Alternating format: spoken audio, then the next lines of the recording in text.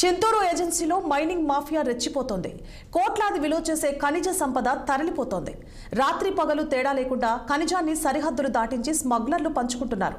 అత్యంత విలువైన తెల్లరాయితో కొంతమంది కోట్లు గడిస్తున్నారు.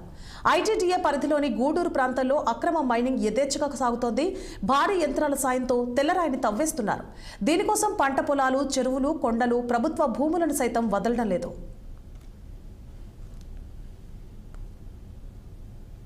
తహసీల్దార్ చింతూరు, అలాగే ఇక్కడ చింతూరు మండలంలో గూడూరు గ్రామ పరిధిలో ఇక అక్రమ మైనింగ్ జరుగుతున్నాయని దృష్టికి వస్తే మాత్రం అవన్నీ అనుమతులు లేకుండా ఎవరైనా అక్రమ మైనింగ్ చేస్తే అవన్నీ సీజ్ చేసి పై అధికారులకు రావడం జరుగుతుంది.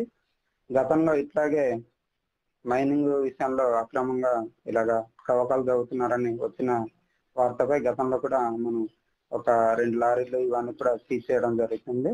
ఇలాంటి ఏమన్నా ఇల్లీగల్ కార్యకలాపాలు జరగకుండా నేను కూడా అవన్నీ చూసుకుంటామని తెలియదు.